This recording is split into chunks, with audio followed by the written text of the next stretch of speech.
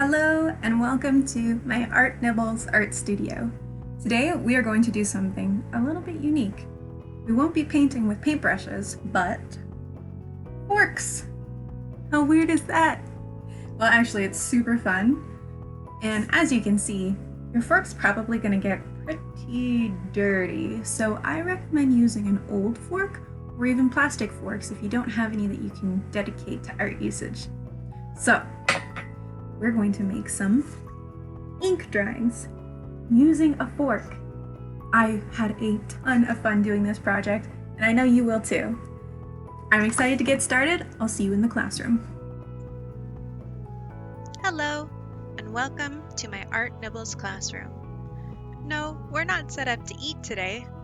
We are going to paint with something unique though. You'll need a fork and a spoon.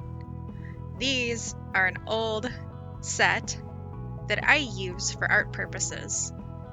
So you can use old spoons and forks that you don't need anymore to use for art, or you can use a plastic spoon and a plastic fork.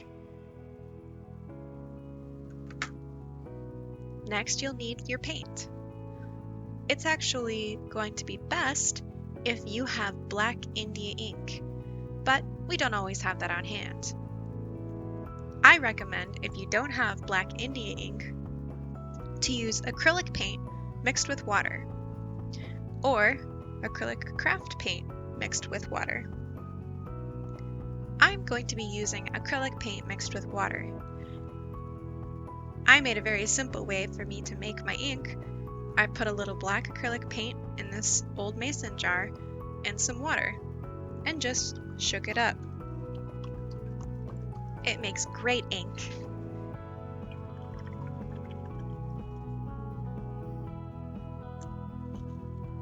And you can make a lot at a time. You can also make a little bit if you have a little dropper, and do the same thing. Mix enough water to make your consistency more of a liquid rather than a pudding. It should be able to flow pretty easily. It's quite a lot of water. I'd say it's probably 1 part paint and maybe 7 parts water. It's quite a lot. So don't be shy. Go ahead and mix it up and get to the point where you have a liquid consistency. We're going to use our spoon as our ink well. So put it in the spot that you'd like to access it so you don't have to move it again.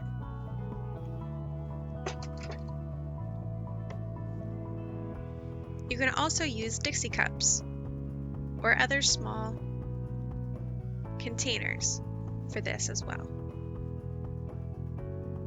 I'm just going to put a little bit of black ink or my black acrylic mixture in my spoon to use for my project. You really don't need much. Just a small puddle will do. I have my paper laid flat. Now I'm going to paint with my fork. This is a little different than painting with a paintbrush because your paintbrush can pick up quite a lot of paint at one time. Painting with a fork, on the other hand, you can only pick up just a little bit of paint at a time. You will have to go back to your well multiple times to get enough for your painting. So let's just start. We're going to be very expressive with our lines today and experiment. If I put all 4 of the prongs down on the paper, it makes 4 lines at the same time. I think that's super cool. I'm gonna have to go back for more ink now because you saw how it ran out. You can do the same thing over here if you want. What a great experiment. I'd like you to experiment with different lines that you can make with your fork. Maybe you don't want to just go straight down like this. You can change it up. Let's try going right. See how I have to keep going back for more paint? It only does a little bit at a time. And it doesn't have to be perfect. This is all an experiment. Well, that was a great experiment. Let's try making some squiggly lines. I think I'm going to come over here. I want my lines to be a little curvy now. Look at that. See how my ink runs out pretty quickly and I just do little pieces at a time? Go ahead and try that yourself.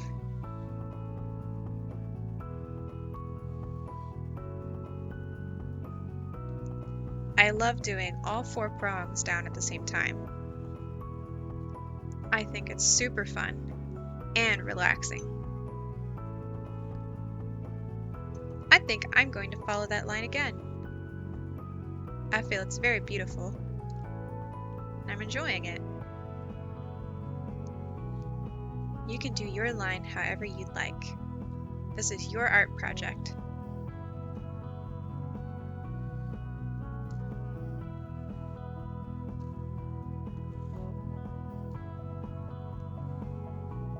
Alright, let's try a different design.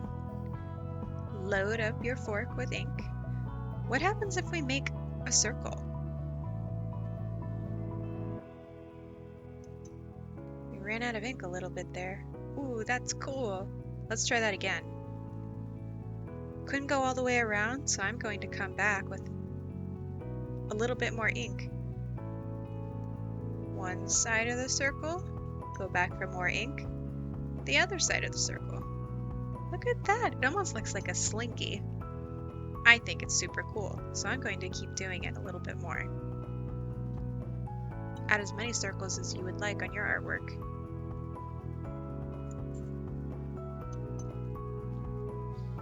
Alright, now let's see what happens when we don't actually move the fork.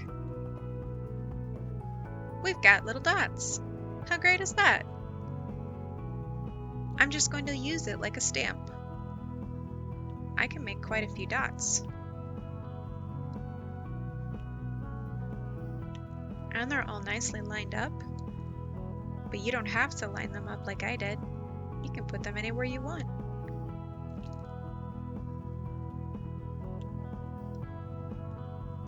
I think that's cool. Let's combine them. Maybe I'll do a dot and a little curve. I think I'm going to try swooping back up. Let's see what happens.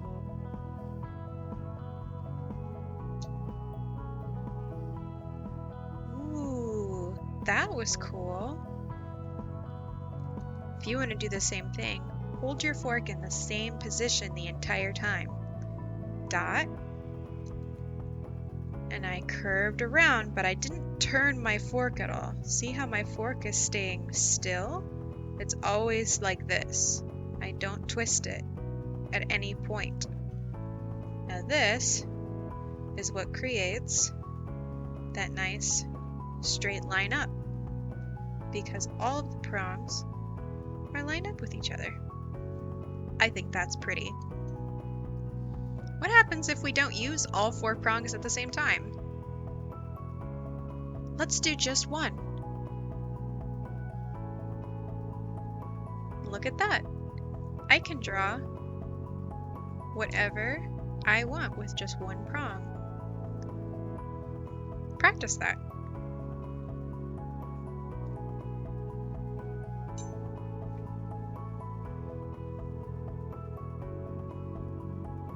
You can fill in little spaces with squiggly lines or dots if you just stamp like we did before, but with one prong.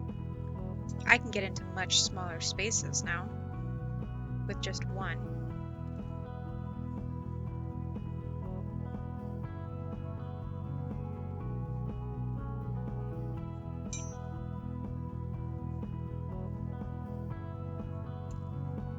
I'm enjoying filling in the small spaces.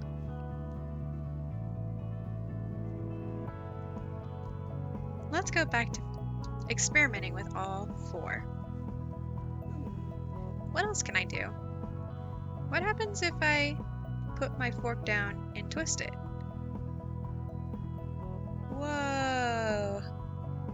That's cool! Let's do that again on the other side.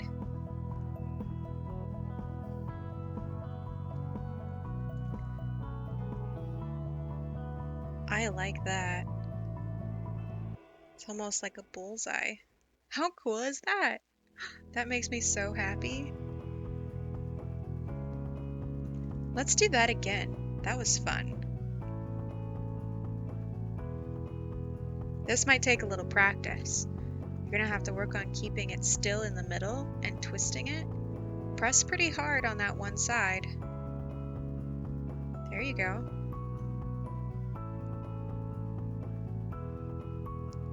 Maybe I'll just do it on the top of the page. And if it slips around, that's okay. It doesn't have to be a perfect circle. Or maybe just do it a little bit and don't go all the way around. Look at that. It's almost like pizza slices. I think that's beautiful.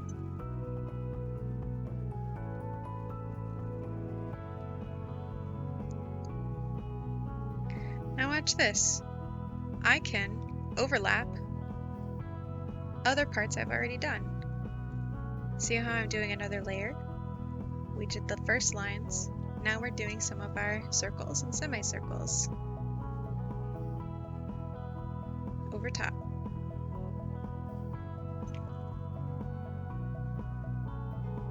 Very nice. You can even crisscross some of your layers. See that? If you want to do crisscross, do some lines one direction, and then turn your fork the other way and go the other direction. Very cool. I like that a lot.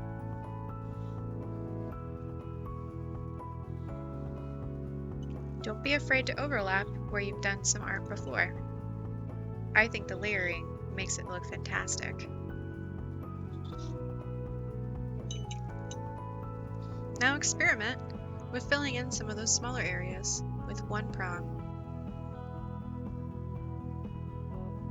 Do all kinds of patterns, anything you can think of, and dots. I like doing dots.